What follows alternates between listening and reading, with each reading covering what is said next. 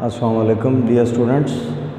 अब हमने ये पढ़ा था कि सेल जो है that is an open system.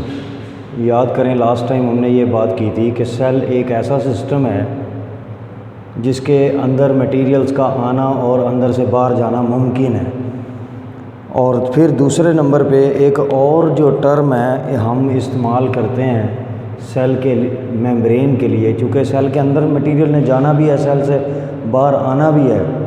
तो इस सिलसिले में जो हमारा आज का टॉपिक है वो इसी चीज़ को डील करता है कि passage of molecules into and out of the cell. Cell के अंदर मॉलिक्यूल किस तरह से जा रहे हैं और सेल से बाहर किस तरह से आ रहे हैं। तो इस सिलसिले में अंदर और बाहर की सेल की जो अंदर के मूवमेंट है वो लाजमी तौर पर सेल मेम्ब्रेन के थ्रू होनी है।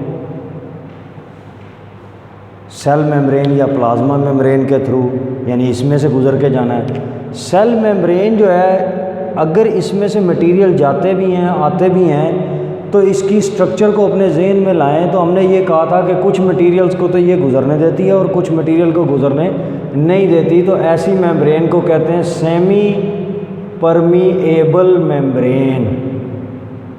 सेमी परमिएबल मेम्ब्रेन यानी सेमी का मतलब होता है निस्फ, हाफ, जो कुछ चीज़ों को गुजरने देती है और कुछ चीज़ों को गुजरने नहीं देती। जो छोटे मालिक्यूल हैं ख़ास तौर पे वो आसानी से गुजर जाते हैं, जो बड़े मालिक्यूल हैं वो कुछ गुजर जाते हैं और कुछ बिल्कुल भी इसमें से गुजरते नहीं हैं। अब हमारा जो टॉपिक है वो इसी चीज़ को डील करेगा कि वो मेम्ब्रेन्स में से या यूँ कह लें सेल के अंदर और सेल के बाहर मटेरियल्स का जो आना और जाना है वो किस तरह से होगा, वो क्यों कौन कौन से तरीके हैं। तो पहले तो हम ये देखते हैं कि ये मूवमेंट होती कैसे है। ये टर्म आपको आ गई है, semi permeable membrane. Permeable permit से लफ्ज़ निकला है, इजाज़त देना, गुजरने की, परमिट, परमिएबल। और सेमी का मतलब होता है निस्फ, हाफ, यानी कुछ चीज़ों को गुजरने दे और कुछ चीज़ों को गुजरने ना दे।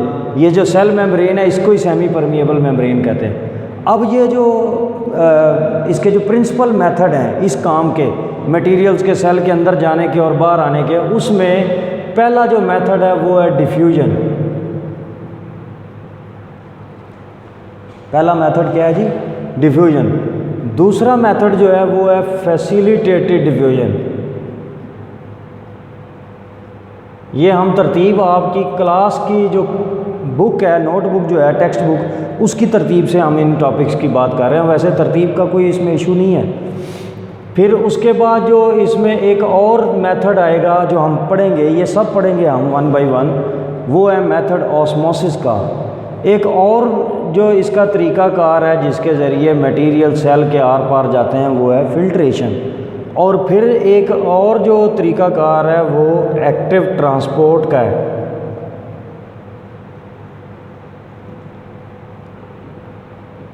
एंडोसाइटोसिस भी एक मेथड है और एक्सोसाइटोसिस भी एक मेथड है।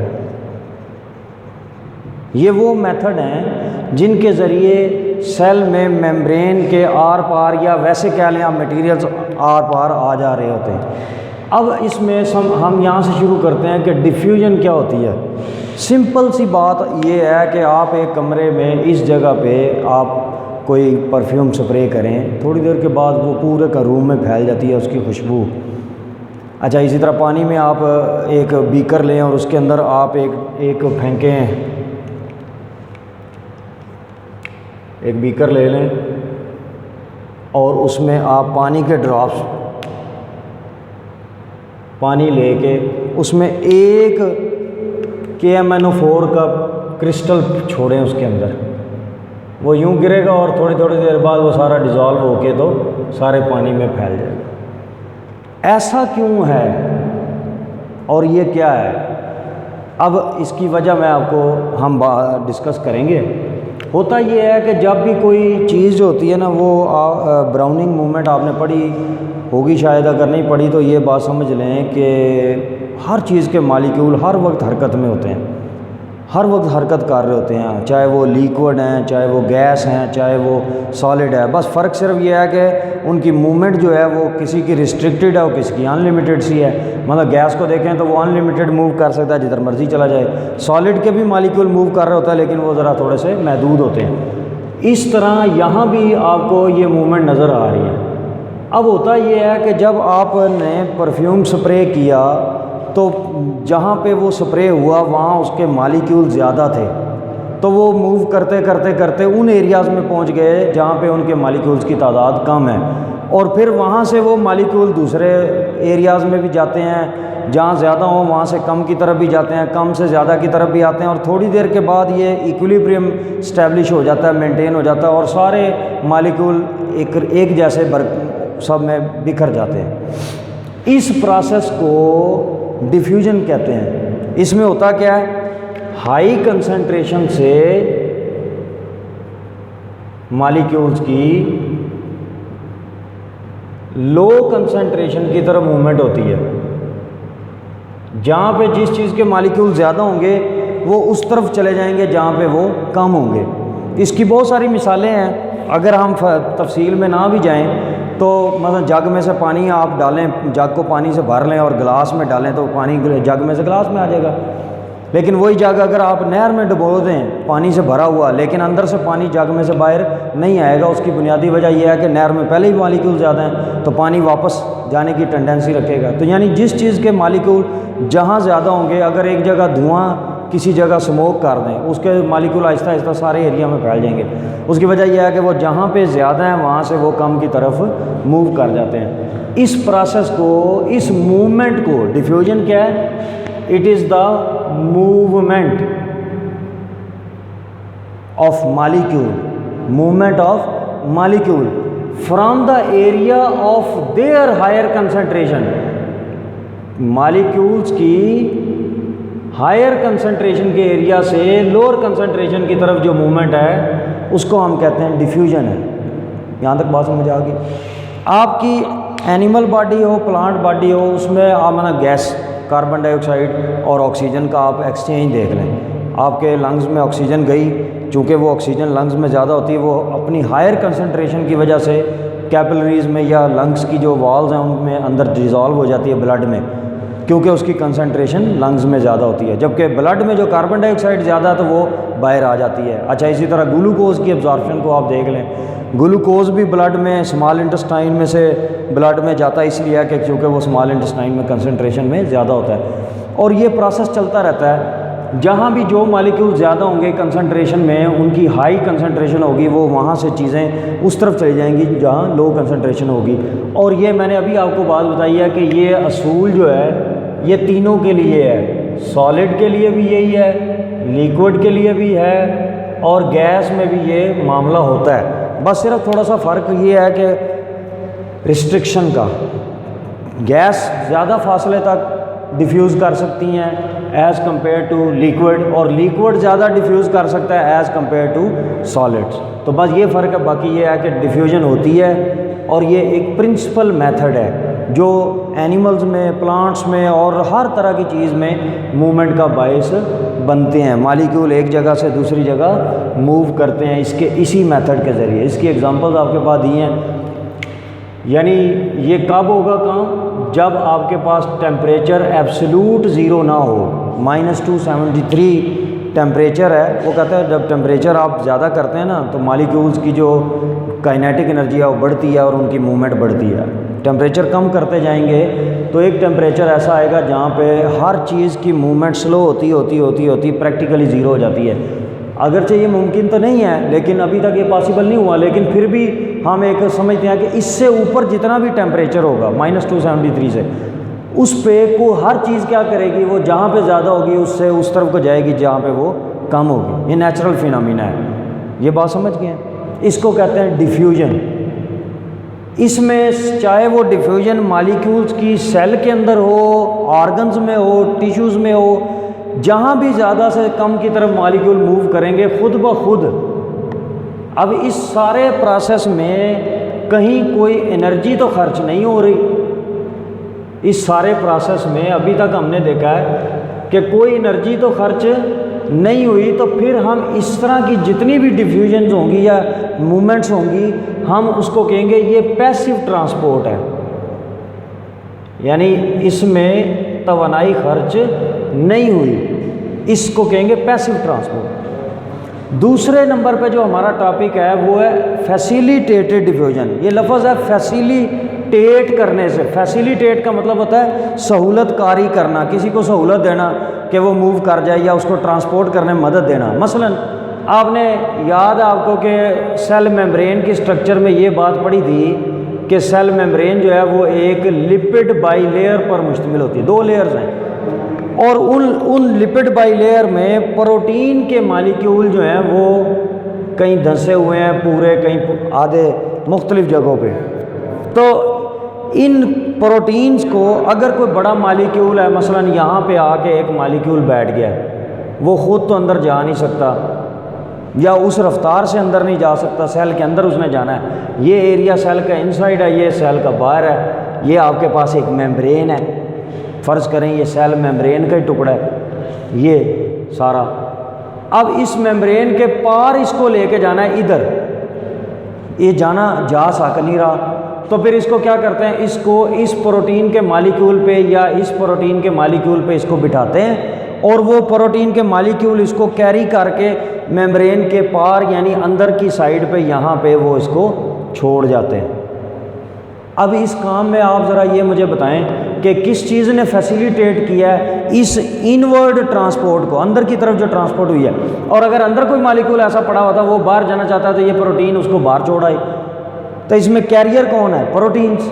तो कैरियर प्रोटीन चूँकि फैसिलिटेट कर रही हैं, सहूलत पहुंचा रही हैं मालिक्यूल को मेम्ब्रेन के पार जाने में, इस तरह की जो मूवमेंट होती है उसको कहते हैं फैसिलिटेटेड डिफ्यूजन।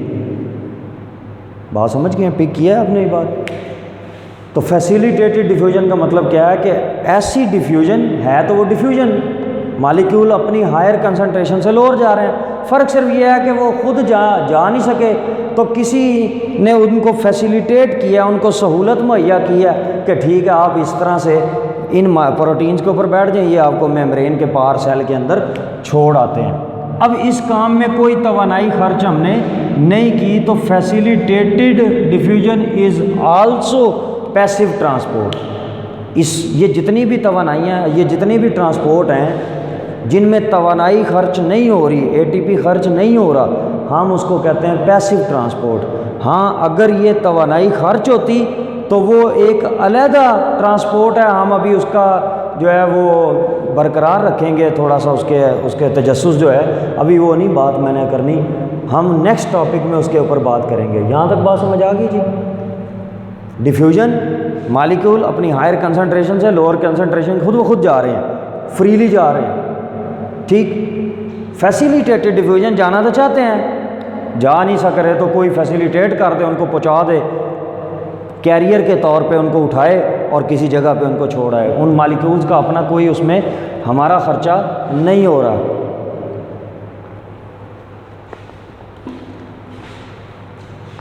तीसरे नंबर पे हमारे पास डिफ्यूजन जो है वो है ऑस्मोसिस। ऑस्मोसिस जो है ये भी एक डिफ्यूजन की ही टाइप है। अब इसमें अगर आपके पास ये एक सेल है तो मालिक्यूल्स अगर यहाँ से सेल के अंदर जाना चाहते हैं तो इसमें थोड़ा सा अब आप ट्विस्ट देंगे। तो इसको समझने से पहले मैं ये चीज़ें, अब चूँकि हमारे इस लेक्चर का हिस्सा नहीं है, इनको मैं मिटाने लगा हूँ। ये नेक्स्ट लेक्चर में हमने ये पढ़नी है। हमारा इस टॉपिक में यहाँ पे ऑस्मोसिस का तक मामला ख़त्म हो जाएगा। तो ऑस्मोसिस को समझने के लिए क्या है, ये दो टर्म्स आपके पास होती हैं, सॉल्यूट और सॉल्वेंट। इसका आपको पता होना, कंसेप्ट होना बड़ा ज़रूरी है। सॉल्यूट हर उस चीज़ को कहते हैं जो डिज़ोल्व होती है, जैसे साल्ट है, नमक है, जैसे शुगर है। और सॉल्वेंट हर उस चीज़ को कहते हैं जो हल करती है, डिज़ोल्व करे, जैसे वाटर है, जैसे पेट्रोल हो सकता है, कैरोसिन ऑयल है, मिट्टी का तेल है, ठीक है। ये चीज़ें अपने अंदर चीज़ों को डिज़ोल्व करती हैं तो इनको हम कहते हैं ये सॉल्वेंट है, ठीक। अब होता क्या है कि ऑस्मोसिस में वाटर मॉलिक्यूल्स मूव करते हैं from the area of low solute ज़रा तवज्जो करनी है इस तरफ, उल्ट होता जा रहा है। टू हाई सॉल्यूट कंसंट्रेशन, बात वही है। यहाँ हमने कहा था मॉलिक्यूल अपने हायर कंसंट्रेशन से लोअर कंसंट्रेशन की तरफ जाते हैं। बात यहाँ भी वही है कि जहाँ पे मॉलिक्यूल ज़्यादा है वहाँ से कम जा रहा है, लेकिन हम बता किस सेंस में रहे हैं, जहाँ लो सॉल्यूट है वहाँ से उस तरफ जा रहा है जिधर हाई सॉल्यूट है। यानी अगर बाहर साल्ट कम है और अंदर साल्ट ज़्यादा है, फ़र्ज़ करें, सपोज कर लें इस बात को, तो अब जो मॉलिक्यूल की मूवमेंट होगी वो लो सॉल्यूट से हाई सॉल्यूट की तरफ होगी, यानी लो साल्ट से हायर साल्ट्स की तरफ। इस ये डेफिनेशन डिफरेंट है। Movement of water molecule from the area of low solute concentration to the area of higher solute concentration is called osmosis. लेकिन अभी ये बात मुकम्मल नहीं हुई। अभी ये बात इसलिए मुकम्मल नहीं हुई कि इट हैज़ टू बी, इसको ज़रूरी है कि ये मूवमेंट हो through a semipermeable membrane, ये ज़रूरी है। डिफ्यूजन में ये काम ज़रूरी नहीं था। आपने परफ्यूम स्प्रे रूम में किया, फैल गया, कोई मेम्ब्रेन दरमियान में नहीं, डिफ्यूजन हो रही है।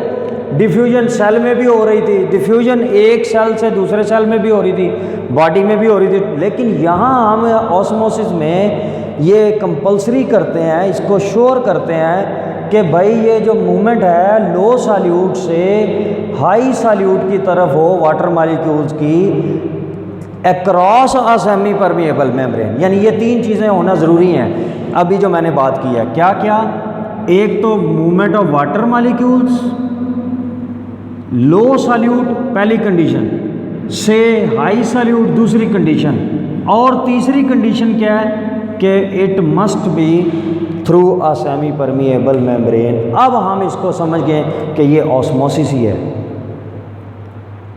अब उसके बाद इसके लिए एक टर्म इस्तेमाल होती है टॉनिसिटी, जिसमें हम रिलेटिव कंसंट्रेशन लेते हैं सॉल्यूट की सॉल्वेंट के लिहाज से, यानी solute over solvent is called tonicity. ये रेशो है इन दोनों की ना। किसी भी जगह पे कोई सेल हो, उसके अंदर सॉल्यूट और सॉल्वेंट की जो कंसंट्रेशन है, उसकी जो रेशो है, उसको हम कहते हैं उसकी टॉनिसिटी। इस लिहाज से सेल की टॉनिसिटी के लिहाज से तीन तरह के हमारे पास जो हैं वो सॉल्यूशन होते हैं। ये अब आपको मेरा ख़्याल है कि ये पता है कि सॉल्यूट और सॉल्वेंट जब मिल जाते हैं तो हम इसको क्या लफ्ज़ इस्तेमाल करते हैं, सॉल्यूशन। सॉल्यूट और सॉल्वेंट, इनको हम क्या कहते हैं, सॉल्यूशन। तो ये सॉल्यूट के लिहाज से, सॉल्वेंट की कंसंट्रेशन के लिहाज से हमारे पास तीन तरह के सॉल्यूशन हैं। अभी मैंने ये बात की है कितनी तरह के, हाइपरटॉनिक सॉल्यूशन, हाइपोटॉनिक सॉल्यूशन, और तीसरे नंबर पे आइसोटॉनिक सॉल्यूशन। हाइपर का जो वर्ड है, हाइपर का मतलब ये ज़्यादा होता है, यानी ऐसा सॉल्यूशन जिसमें सॉल्यूट ज़्यादा हो, यानी सॉल्यूट ज़्यादा हो और सॉल्वेंट की निस्बत।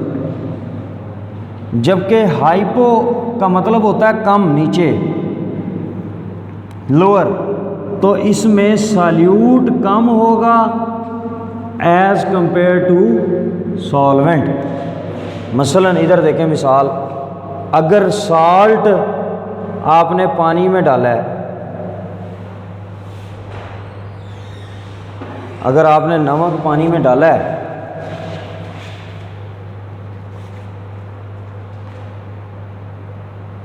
अब इसमें ये सॉल्यूट है और ये इसका सॉल्वेंट है। अगर ये सॉल्यूट है और ये सॉल्वेंट है, तो अगर साल्ट ज़्यादा हो, यानी फ़र्ज़ करें 80% हो, वाटर जो है वो आपके पास कम हो 20%, तो ये आपके पास जो सोल्यूशन बनेगा ये होगा हाइपरटोनिक। इसी को रिवर्स करके देखें कि सॉल्यूट आपके पास फ़र्ज़ करें 30 हो और 70% आपके पास हो सॉल्वेंट। अब इसमें सॉल्वेंट ज़्यादा है तो इसको कहेंगे हाइपोटोनिक। और अगर 50% दोनों बराबर हों, यानी साल्ट और आपके पास वाटर दोनों बराबर हो जाएं, 50-50% इक्वल रेशो में हो, तो आइसो का मतलब ही क्या है? Same. Tonic mean tonicity, tonic solution, solute और सॉल्वेंट की कंसंट्रेशन। तो ऐसे सॉल्वेंट और सॉल्यूट को क्या कहते हैं? आइसोटॉनिक, जिसमें साल्ट और सॉल्यूट की कंसंट्रेशन सेम होती है, बराबर होती है, उसको क्या कहते हैं? आइसोटॉनिक। तो ये 3 वर्ड जो हैं इस पर आपने गौर रखना है,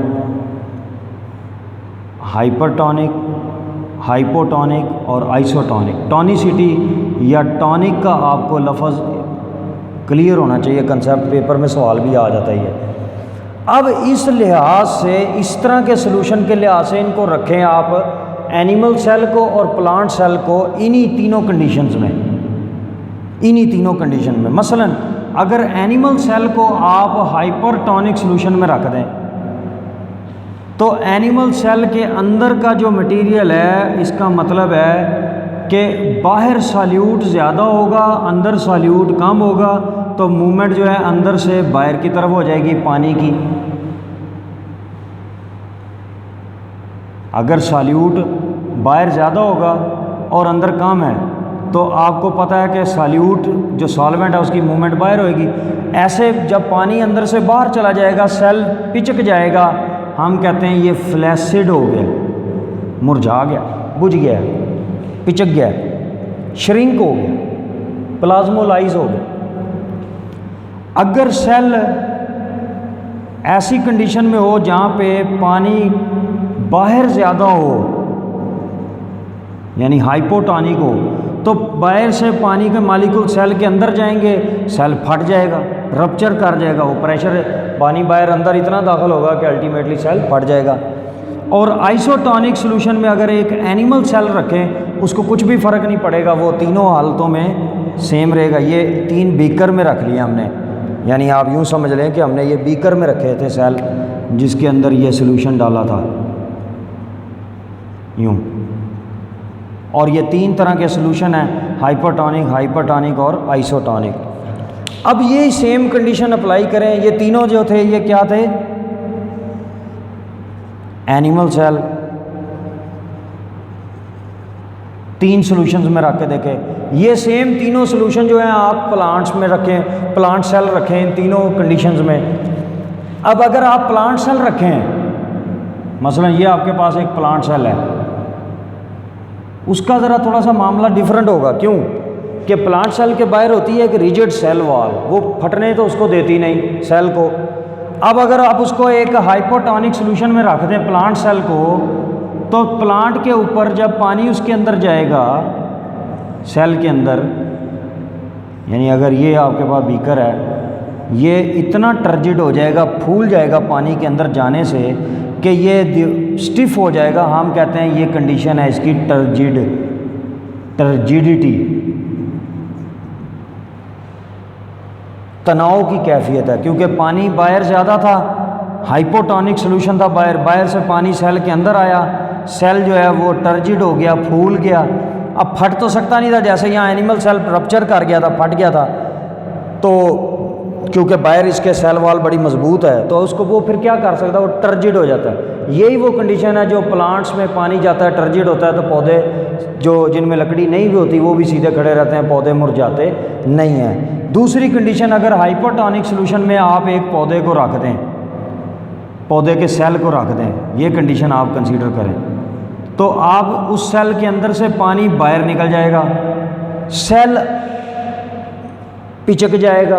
हम कहते हैं ये प्लाज्मोलाइज्ड हो गया, प्लाज्मोलाइसिस हो गई है, श्रिंकिंग ऑफ साइटोप्लाज्म हो गया, इसको कहते हैं प्लाज्मोलाइसिस। प्लाज्मोलाइसिस, सेल में साइटोप्लाज्म का श्रिंक हो जाना, टूट जाना। और आइसोटोनिक उसी तरह इंजॉय कर रहा है जिस तरह वो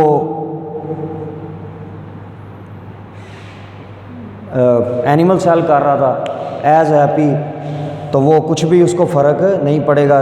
जितना पानी सेल के अंदर जा रहा होगा उतना पानी सेल से बाहर आ जाएगा। और ये कंडीशन इसी तरह की है कि सेल इसमें कुछ भी महसूस नहीं कर रहा होता। कहने का मतलब ये है कि 3 कंडीशंस में आप इसको कंसीडर करें, एनिमल सेल को रख के और प्लांट सेल को। फ़र्क सिर्फ इतना पड़ेगा कि एनिमल सेल के अंदर जब पानी गया तो ये बर्दाश्त उस प्रेशर को नहीं कर सकेगा और फट जाएगा, जबकि प्लांट सेल फटता नहीं है बल्कि टर्जिड हो जाता है, जो कि एक फिनोमिना है। टर्जिड लफ्ज़ है, टर्जिडिटी से निकला हुआ है। तो टर्जिड अगर हो जाता है प्लांट सेल तो उससे प्लांट्स एक सेल टर्जिड हुआ, दूसरा तीसरा, पूरे का पूरा पौधा जो है वो टर्जिडिटी की कैफियत में आ जाता है और सही तन जाता है और खड़ा रहता है। इसी फिनोमिना की वजह से पौधे ख़ास तौर पे वो पार्ट्स जहाँ पे लकड़ी नहीं भी होती वो अपनी शेप और अपनी स्ट्रक्चर को बरकरार रखते हैं। तो ये आइसोटोनिक, ना इसके ऊपर कोई ऐसा उसने नेगेटिव इफेक्ट किया, ना इसके ऊपर प्लांट सेल पे, उसमें कंडीशन सेम रही। जितना पानी के मॉलिक्यूल सेल के अंदर जा रहे थे उतने सेल के बाहर आ रहे हैं। इस तरह इन पे कोई फ़र्क भी नहीं पड़ता। ये सारा फिनोमिना क्या है? ऑस्मोसिस। ये सारा फिनोमिना ऑस्मोसिस है। तो ये आपने इसको तैयार कर लेना। इसमें ये जो टर्म्स दी हुई हैं ख़ास तौर पे कि कोई चीज़ फ्लैसिड हो जाती है, प्लाज्मोलाइसिस कैसे होता है, प्लाज्मो साइटोप्लाज्म, श्रिंकिंग ऑफ साइटोप्लाज्म। अच्छा, इसी तरह टर्जिड, टर्जिडिटी, ठीक है ना जी, रिजिड, ये 3 4 5 अल्फाज हैं, इसमें टर्म्स हैं जिनको आप शार्ट क्वेश्चन में एग्जामिनर पूछ सकते हैं। बहरहाल आपको ऑस्मोसिस का कंसेप्ट ये क्लियर होना चाहिए कि मॉलिक्यूल्स मूव करते हैं from lower solute to high solute concentration. यहाँ पे हम उनके मॉलिक्यूल की हाई कंसंट्रेशन से लो कंसंट्रेशन की तरफ जाने की बात कर रहे थे, यानी मॉलिक्यूल खुद, जबकि हो यहाँ भी यही कुछ रहा है। मतलब अगर पानी की बात करें तो पानी के मॉलिक्यूल ज़्यादा होंगे तो ज़्यादा से कम की तरफ जाएंगे। जहाँ सॉल्यूट कम है इसका मतलब वहाँ सॉल्वेंट ज़्यादा है, ठीक है ना। जहाँ सॉल्यूट कम है उसमें सॉल्यूट कम है तो सॉल्वेंट ज़्यादा है, ये देखिए नेचुरली। और जहाँ हाई सॉल्यूट है वहाँ सॉल्वेंट कम है, तो हो तो वही कुछ रहा है। मतलब अगर पानी यहाँ ज़्यादा था तो यहाँ कम था, तो पानी ज़्यादा से कम की तरफ जा रहा है। लेकिन हम इसको टर्म्स डिफरेंट में एक्सप्लेन कर रहे हैं। हम पानी के बारे नहीं कह रहे, हम सॉल्यूट के लिहाज से उसको कह रहे हैं कि वो लो सॉल्यूट से हाई सॉल्यूट की तरफ जा रहा है। हालांकि मूवमेंट तो दोनों सेम है, यानी एक ये मूवमेंट हो रही है, एक ये मूवमेंट हो रही है। जब हम इसमें बात कर रहे थे, अगर पानी की बात करें तो पानी अपने हाई कंसंट्रेशन से लो की तरफ जा रहा है। लेकिन जब हम ऑस्मोसिस में बात को बताते हैं तो हम तब भी यही कह रहे हैं कि from low solute to high solute, दोनों तरह में देखें तो आप मूवमेंट जो है वो इस तरह हो रही है। तो बात वही है, सिर्फ थोड़ी सी ट्रिकी है, वो ये कि लो सॉल्यूट से हाई सॉल्यूट की तरफ आपने उस मॉलिक्यूल को भेजना है। अल्लाह हाफ़िज़।